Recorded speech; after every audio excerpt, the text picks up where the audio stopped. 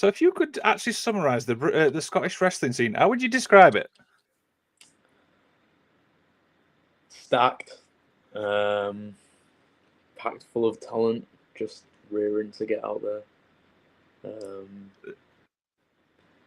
Yeah, honestly, I'd say it's bustling at the moment. There's a lot of guys coming up, just waiting for their shot. So. Yeah, and one of the names also I get mentioned a lot is obviously yourself, man. Do you know what I mean? You're obviously 8 years in the wrestling and stuff like that. I mean, you got to be happy with everything you've done. I appreciate that. Yeah, definitely. Again, just grinding away. Grinding away. Of course, we're talking to Daz Black. We've got loads of stuff to talk about, but as always, roll the intro.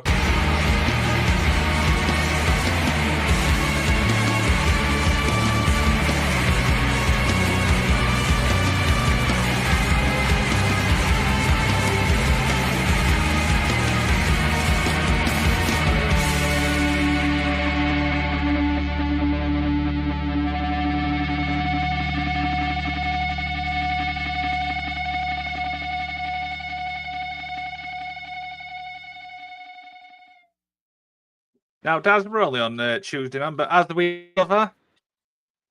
Yeah, not bad. I'm currently on this diet, and it's been brutal, but yesterday and today I'm allowed a little extra carbs, so I'm pretty happy about that. I've been indulging with what I'm allowed, which is just the same boring meals, but higher quantities. It's pretty boring, but it's fantastic for me. How about yourself? Dear, what's the not too bad, mate. Usual work and stuff like that. But what's the go-to meals and stuff like that? Is it a lot of carbs, I presume? Oh, it's 3 protein shakes, which is actually quite nice because I've got a new protein flavor, which is delicious. And the carbs are just coming from oats, rice, chicken. It's pretty boring. Pretty boring. I mean, can't beat chicken, though, right? I mean, everyone loves a bit of chicken, right? It's a staple. Of course. So, yeah, we're talking obviously about your career today and stuff like that. So, I mean, let's obviously start at the beginning, man. How does it all begin? Age-old story. Watched it when I was a kid, probably 4 years old. Fell in love with it. Watching Jeff Hardy. I remember the very first match I saw on my grandma's television was him about to get squashed by the Big Show, and right as he comes off, Jeff moved out of the way. I remember just being like, "Oh my god, he actually has a chance!" And like millions of kids just inspired from that moment. Jeff Hardy, always wanted to do it since then. It's all I talked about ever. Everyone who knows me knows that that's all I've been mad about my whole life. And then when I was 11, I found a school. There wasn't any in England at the time that I could find, but I found one in Scotland. So I asked my dad if I could go up for one session on a Sunday, and he said yes, probably expecting it to not go much further than that. And to his surprise, maybe horror, I absolutely loved it, and that started a 12-year journey of driving up to Scotland every week, never missing one. So absolutely, of course. I mean, like I said, what was it like? So, is it Kid Fight? Obviously, you got trained by. Yeah. Well, originally it was TJ Rage, and then he ran one school in Airdrie, and then the other one was Barhead, and that was run by Kid Fight. So I went there when I was a little bit older, but both of them were under the PBW banner. Awesome, and stuff like that. What was that like? Obviously, being in your first match and stuff like that. What was that like for an experience? My first match. Yes. Oof. My first training match, I remember, was being like this big, just 6-man tag. I didn't really know what I was doing, but I was very excited because it took me a long time to actually get my first match. I must have been about 14, 15, so I'd already been doing it quite a few years by then. And then my first match on a show, I think I was 16, maybe just turned 16. And I remember thinking it went really well.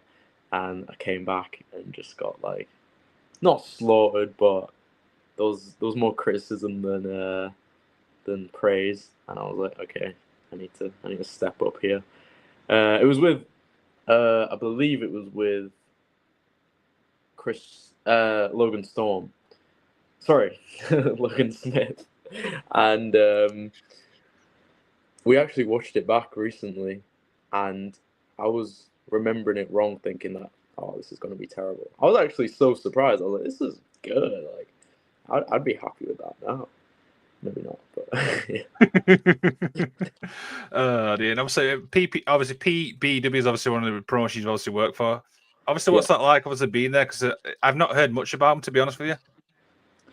I mean, yeah, it's where I started out, and I'm currently the PBW World Champion, which is crazy because obviously when I first started, that was the show that I used to always go and watch and see those guys in the main event and holding the title, and it was incredibly inspirational for me. So it's really cool that I've sort of gone the whole way through that company. Like, I've gone from like trying my best to get on the family shows, like their little academy attack shows, where the trainees get their first shot, all the way to, like, you know, the opening match, to the match before the main interval, and then finally main event and holding the championship now. So it's pretty cool, full circle kind of thing.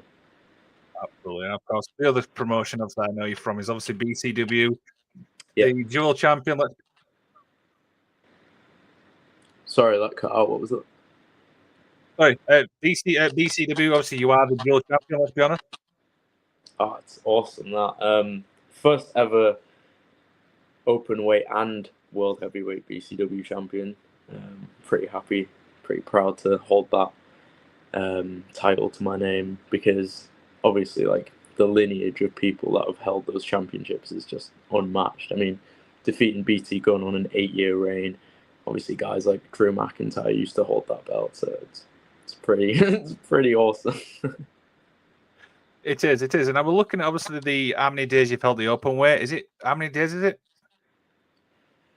For BCW, wow, that is quite a while. So I won that. Oh, what is the actual date? Would it have been a?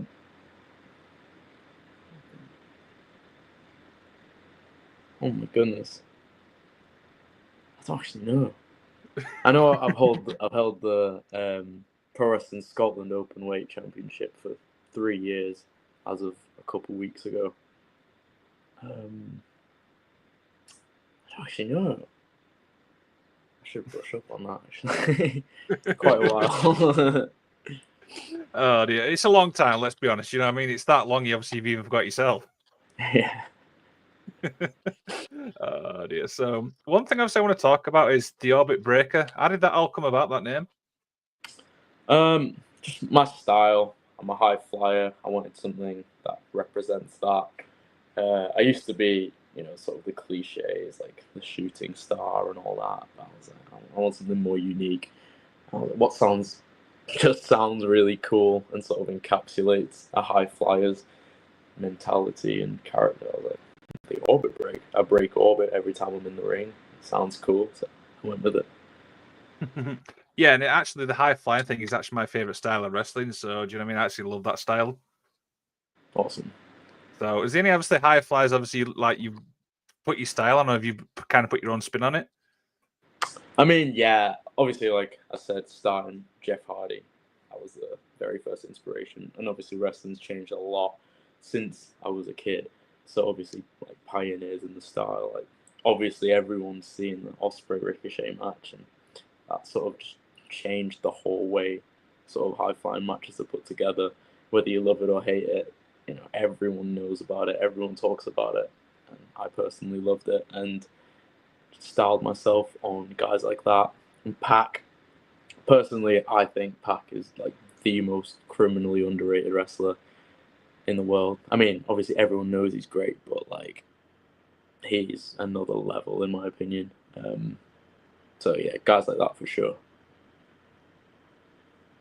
Absolutely. And I ask a lot of wrestlers, obviously from Scotland. Let's talk a little bit about obviously the Scottish wrestling scene, what it's actually like. I mean, yeah, it's great. When I first sort of broke into the bigger scene, when I first got to ICW, this was like obviously after lockdown, they employed like a lot of younger people because a lot of the roster had been taken by WWE or other things, and so they sort of needed a lot more talent. But I guess like one of my little claim to fame is I got there before all of that. I was actually on the very last Fight Club before everything closed down for lockdown, and I don't even know if I was old enough to be in the building, to be honest, but just maybe. So when I first got there, that was terrifying. Obviously, I was like, this is the company I've wanted to work for my whole life. And now I'm just like this skinny kid coming here. I am terrified. I just felt so out of my depth. But when I got there and actually did the match, I was like, this is awesome. Like the reception it got, I was like, yeah, I am meant to be here. And then obviously lockdown happens and all that. And that's sort of when I was like, right, whatever happens now, this is my time to sort of make my name for myself. Like I've debuted with like had a great match. Now I need to carry on that momentum. So sort of reinventing myself in lockdown, got a gym and just absolutely went to town, bulked up like crazy. So that when I came back, I was like, I looked completely different, and I was like, yeah, this is what it's going to be. So that helped sort of come into my own more and feel sort of less nervous about the whole scene because it had changed so much. Because now all of a sudden I wasn't like this new kid coming in with all these established stars. Now like a lot of the roster had gone, so they were looking for guys like they could actually build up to be stars, and I was like, that's going to be me. So yeah, and just yeah, it's just it's all about, I guess, the way that you interpret it and where you are. So I feel like I've been at every level. Like I said, like coming in as a young kid, being terrified of sort of every scenario to sort of working my way up, to now, like obviously a lot of the I primarily do the family shows, in Scotland where I'm like the champion on a lot of the shows. So like obviously being in that position, you're sort of in with everyone, and things are a lot less sort of nerve wracking, and you get like a feel for everybody and how the shows run, and it's just nice. It's nice to actually like have fun, you know. Absolutely. So we've got a comment here. It says, hi, you come on to the scene time of transition. Obviously, you would want to succeed, but if you could be selfish, who would you want to face tomorrow from that bunch? Ooh. From the people that left, that got signed, or the people that didn't. Does that? Haney, can you just elaborate obviously what you mean on that, mate? And obviously we'll come back to that question and stuff. We'll obviously move on while we're obviously waiting for him to come back. So, for some bizarre reason, you don't come across as a heel type of character. Have you ever been a heel? No, I actually haven't. I've done it in training. I love it. But no, everyone just wants to put me as a face. I mean, I get it with like the high flying kind of style. It's flashy. It's not a lot of people do it the same way that I do it. So it's obviously very appealing, and obviously having a certain look definitely lends itself to naturally being more liked. But then obviously you can also switch that up and become really arrogant and cocky and all that, which I do definitely want to try sometime. But yeah, just everyone just wants to put me as a face.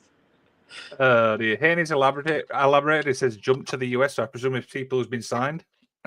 Oh my goodness! So many awesome people got signed, but I think definitely Noam Dar.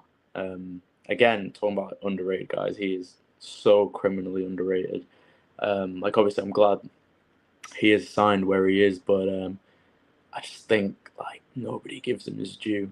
Like I don't know, maybe they do, but in my opinion, I just think like nobody talks about him enough. Like if you watch a Noam Dar match, I don't know whether you're a fan or whether you're actually a wrestler who like can sort of appreciate the craft and how slick everything he does is. It's like, man, that guy is good. Like he is good. There you go, Haney. Hope that answers your question. I was looking for obviously your cage match and stuff like that. And you've been in the ring with somebody who's actually been on the show. JJ Gale, what was that like? Oh, that was awesome. Yeah, that was for Prime in Newcastle, I believe. Yeah, it was really fun. Really super nice guy, and it was kind of a disastrous start to that day. I remember I had a show in Scotland, and the timings just were not lining up at all. And I ended up getting to the venue at like, I don't know, I feel like it might have been like 15 minutes before we went on. And I was like, oh, great, this like big sort of dream match is happening, and I've got like no time to plan it. But obviously, like, if you know your opponent and stuff, and like you've got ideas that you want to try in that, and he was just super receptive to all of it. He wanted to try all sorts, and we just did a ton of cool stuff. Yeah, it's just so much fun, super easy to work with, and super nice guy. Yeah, and another one obviously which caught my eye is obviously somebody from Newcastle as well is Rampage Brown. I mean, that guy's obviously got the experience as well. Yeah, yeah, that was awesome. I mean, obviously, like I said, coming up in the scene, someone who's obviously been so relevant on the scene ever since I first started.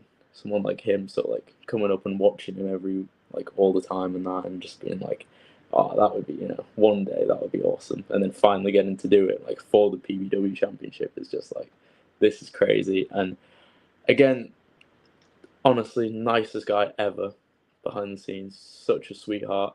You wouldn't think it looking at him, and he's massive, and oh my lord, he can chop.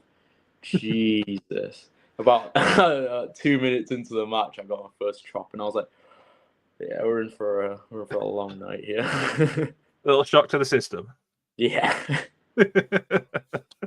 Oh dear. So, for obviously fans who's obviously not familiar with yourself, why should fans go check you out? This is kind of like a way to promote yourself a little bit. Oh, why should they? Well, again, I mean, like, it's sort of everyone's got their preference. If you like high flying stuff, then I think you'd like my in ring work. But again, I try and think of things a different way. Like, how can I stand out? How can I sort of be noticed amongst the sea of people who have similar attributes? So I do think I bring something very different to the table. I think if you just go and check out one of my matches, or even just check me out on social media, I think you'll see that there's a lot of other stuff I have to offer. I think I've got like quite a unique look as well. I invest a lot of time into myself, whether that's like the training, the diet, the gear, the new jacket I've just had made. Just like, yeah, it's kind of just, I think, check it out. Give yourself the time of day to check it out and see what you think. But I mean, something's working. So There it is. There it is. And one of the things obviously I like about yourself obviously is your promo work. I've seen your promos and they're really, really on fire, man. appreciate that. Thanks a lot. Not a problem. No problems. Just flat. So we obviously high flying. Injuries obviously do happen. How many injuries so far? Ooh, too many to count. Honestly, I think I knew what I was getting myself into when I first started when I was young. I remember in lockdown for the first time not being in pain and being like, oh, like some people's backs don't hurt every day. That's interesting. And yeah, sort of the worst injury was obviously breaking my ankle a couple of years ago. And that's like the most major injury, obviously. But I've had like a few little niggles here and there as well. But yeah, I'm okay. Used to getting hurt at the moment. Like, Oh dear. I guess like I said, it's high flying. Injuries happen and stuff like that. It's just obviously you keep going, right? yeah, of course. Absolutely. So And obviously being in wrestlers, sorry, good. I was just gonna say as well, like, I feel like a lot of people, when they get like an injury, it really does test them, like as a person and as a performer, because like everything can be going right, and then one injury can happen, and it can literally halt everything. And I think a test of like who you are as a person is how you deal with that. And it's tricky and it's miserable, especially when it's like the thing that you love the most and it's being taken away from you. But I think you can find strength in using it to your advantage, like saying, okay, I can't do anything physically right now. that I'm not being told I can do. So what else can I work on? You know, like what character stuff can I work on? What other companies can I reach out to? What sort of, you know, how do I get the ball rolling?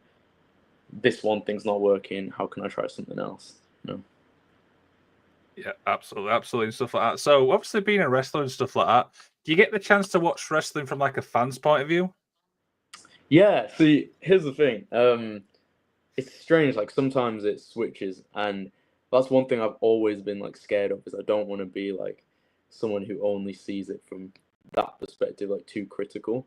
And I think that's like what I love about wrestling is the fact that when someone's really good, I know they're good because I forget that um, that I'm even a wrestler while I'm watching it. Like I do just become a fan if I genuinely am that invested in it. And it's like that's what wrestling's really about. That's like the magic moments. It's about taking you out of reality and back to when you were a kid, like having all these raw emotions. So I think like luckily I still do manage to actually have that sort of raw fan emotion in me, and I'm really grateful that I still get that because I love watching wrestling. AEW or WWE? That put me on the spot like that.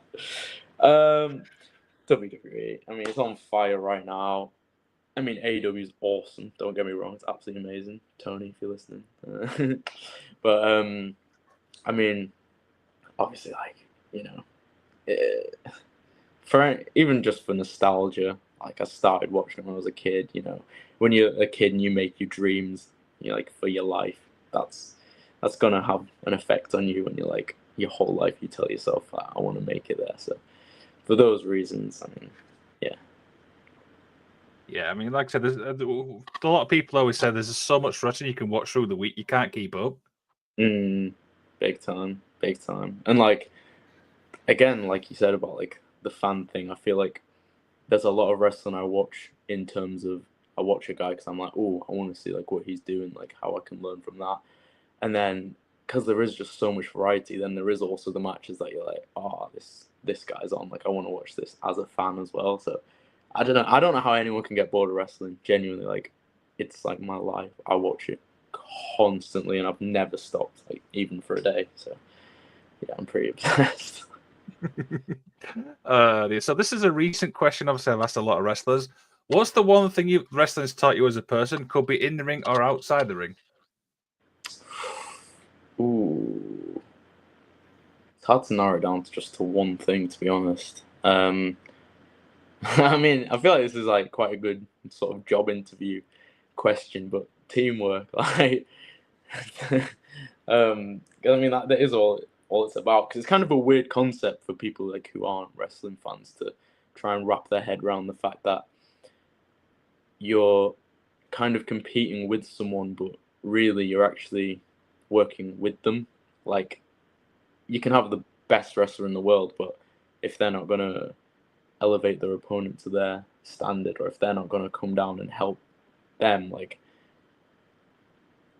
it's nothing's going to happen. Like the art of wrestling is finding that balance where you can actually work with somebody to create something amazing. So yeah, I think like teamwork is so important, and like learning that from a young age, I feel like definitely did help me a lot, sort of just in life in general. And another thing I'd say, 100%, obviously like self-confidence, like betting on yourself, taking the risks and actually investing in yourself for an end goal. Also, having the backup, having a plan B. Guys like Drew McIntyre telling me stuff like that to like sort of encourage you to, because like when you're so like set on this is what I'm going to do for the rest of my life, I'm going to make it as a wrestler. That I feel like makes it really hard for a lot of people to want to stick into education and things like that. But yeah, you got to do it. Like you need to get a plan B just in case. And it doesn't mean that you're like putting your eggs in a different basket. It just means even if a freak accident happens and you're paralyzed, you know, like you need to have a plan B. So that's sort of something that definitely encouraged me to go and get an education, but also not spend any less time wrestling. Like I did that and it just sort of made me grind even harder to like, right, I need to dedicate time to university, but I'm not going to let that stop me or even change anything to do with how much time I'm going to dedicate to wrestling. So like learning how to time manage, but still dedicate myself 100% to wrestling as well as an education. And then, sorry, I know you wanted one thing, but No, it's fine. Carry on. I think I don't even know how you sort of what the word for it is, but the thing that hits me the most personally is when I go to these PBW events and we do like signings afterwards, and the kids like come up to me, and it's just the weirdest feeling. It makes me feel so old, feeling like I actually remember being you, like coming up to the PBW champion and just being like in awe, like so shy and just wanting a photo, and like them telling you that you're their hero, like stuff like that is like, man, that hits so deep, and it's like, man, I literally was you when I was younger. So I don't really know what the word for that is, but that's powerful. Very, very powerful. Haney's obviously sent a following question. He says, having been to a famous show like BCW was there Saturday and a show like ICW, how do you cope with the step up with heel interactions? Heel interaction. What in terms of like, I think I know. I think like because in terms of family shows, there's a lot less stuff you can sort of get away with in front of kids, obviously. Whereas sort of at ICW, Bad language. yeah, a lot of bad language. If you saw last week, a lot of bad sort of hand gestures as well. I think, to be honest, like I love it. I think it's so fun. I think that's the thing about wrestling. It's so diverse. Like there's so many different avenues you can go down. You can make calling someone like smelly entertaining if you're good enough, and you can make fun of somebody's dead relative and somehow still find a way to sometimes get away with that. And I think that's just amazing. I mean, I personally wouldn't do that, but no, I think it's fun. I think it adds an element of realism to it as well. Like I love like New Japan promos where guys are just like saying it off the cuff as soon as they finish their match and they're swearing, and it's just so raw and real.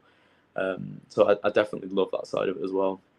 I think it also allows for like a lot more freedom in a way, because again, you're just not really limited to anything. You can do whatever you want, and I think like that realism it adds. I definitely like it. So yeah, it's pretty fun to navigate.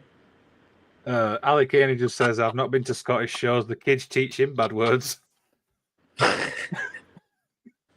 Yeah.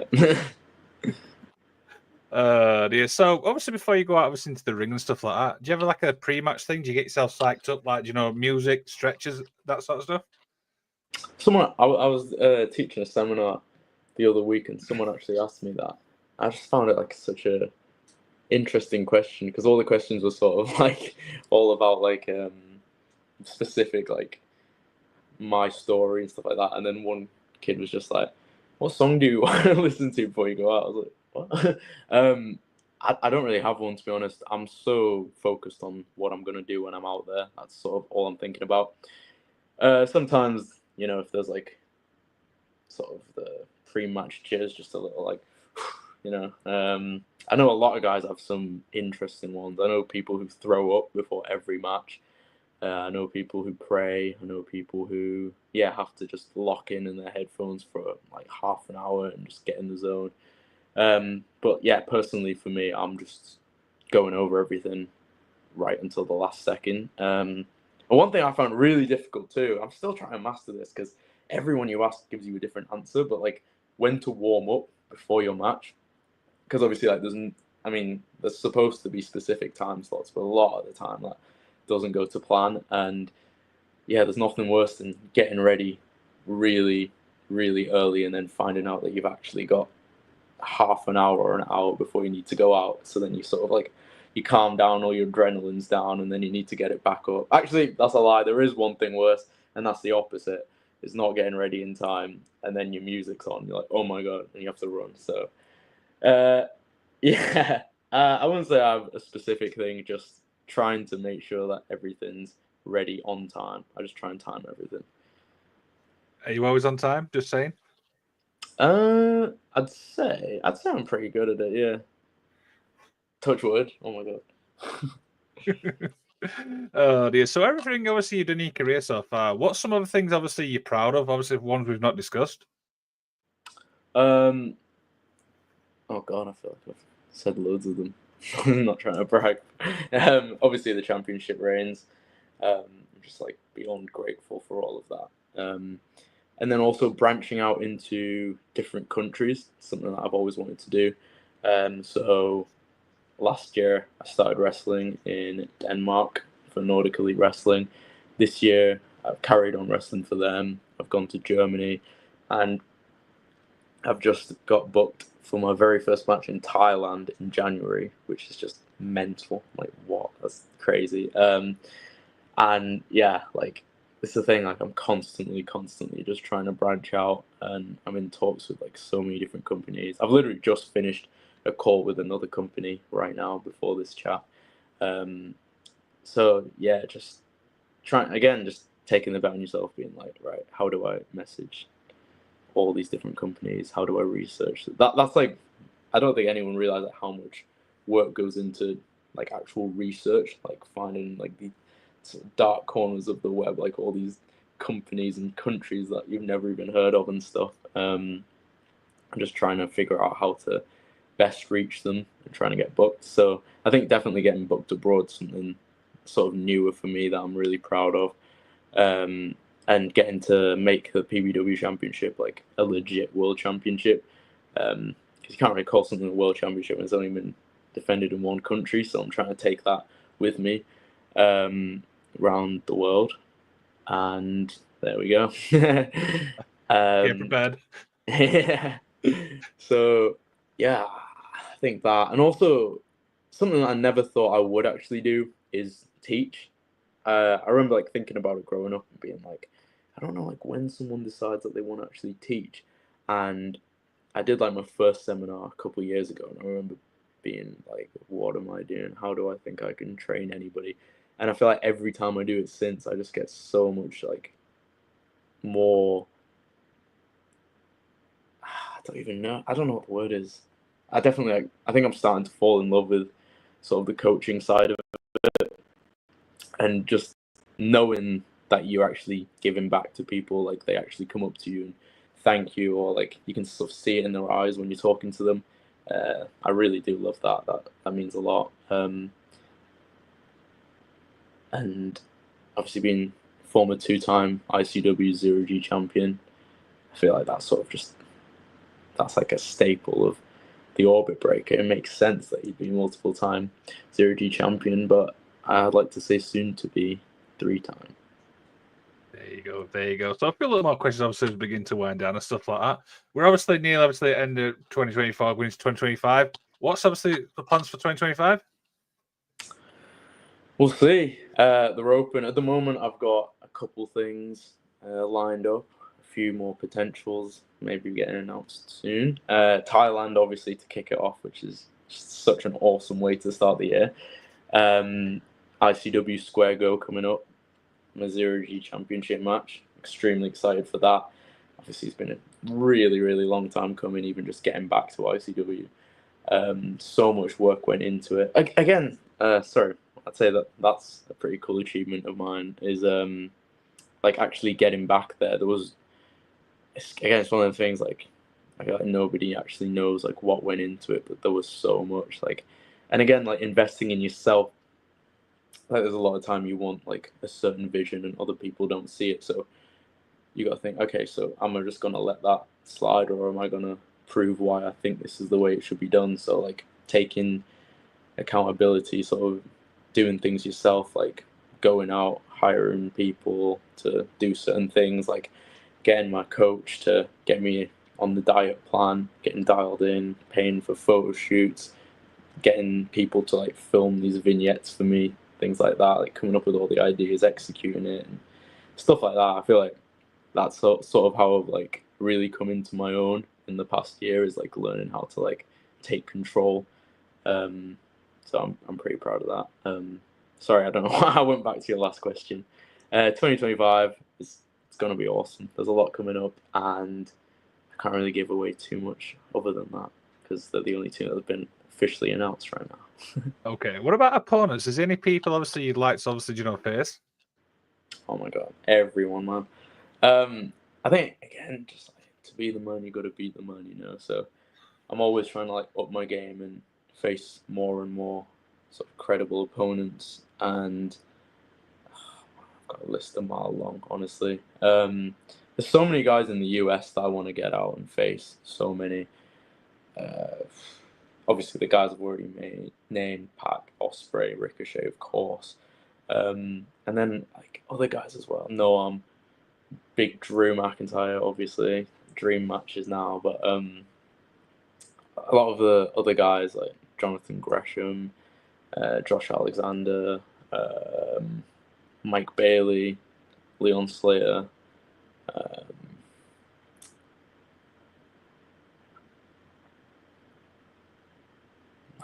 Like the caliber of people that are signed at the moment for like any company is just incredible. So I feel like I could just make magic with all of them, learn a lot from them as well. Dante Martin as well, that would be awesome. Cesaro, Daniel Bryan. Oh man, there's just so many. Everyone. Basically, what you're saying is you're not turning the challenge down. Nah, never. There you go, stuff like that. So, one final thing, obviously, before we head off and stuff like that, is for people, obviously, who's thinking about getting into wrestling. I mean, you've done so much in such. I think what did you say? What 12 years? Yeah. What would you say to people who's thinking about taking that first step? Are you thinking about it like? Maybe. Honestly, I'd say go for it. Okay, so to backtrack, the one thing that I've learned in wrestling the most is that it's take that step, is go for it. Like in any walk of life, if you believe in yourself, I know it's cliche, but I mean, like, it's how it happens. Like, whether you think you're going to make it or not, there's only one way you 100% will make it, and that's if you actually don't try it. Like, whether you think it's 50-50, 70-30, whatever, it's 100% you're not going to if you don't take that step. So just take the step, man. You know? I mean, DDP was what, like, mid-40s when he won the world championship. Like, I don't think there's an age on this. I mean, you see like Sting in his 60s wrestling. Like, there's so much that you won't know. So it's like if you never went to the gym, you'd never sort of know like what your genetics are like. It's like if you never like actually, if you're thinking like, oh, I'm too old for this, or I don't know what I'd do. It's like, of course you don't know because you haven't tried. Like you could have the natural athleticism and charisma and character to be like the greatest of all time, and you just don't know because you never tried. It's like you're not gonna know unless you go and someone can actually teach you, or like say like, oh, this is how we tap into this side of you. Like it can just bring out so much in someone. So I think like no matter what your goal is in wrestling, or even if you just want to give it a go, just do it, man. What have you got to lose, you know? As you were saying, that's a brilliant little thing to end on there, Daz. So, anything you want to plug, mate, before we head off? Social medias, Daz Black PW on Instagram. I think it's the same across the board. It might be PW_Daz on X, Daz Black on Facebook, and yeah, see some pretty cool stuff on the Insta. There you go. He's got loads of stuff lined up for 2025. Yeah, I tried getting it at him, but he's not telling me. We'll see. We'll see very soon. Okay. Daz, thank you so much for taking the time to talk to us, my man. Thanks a lot. Thanks for having me. Cheers for watching, guys.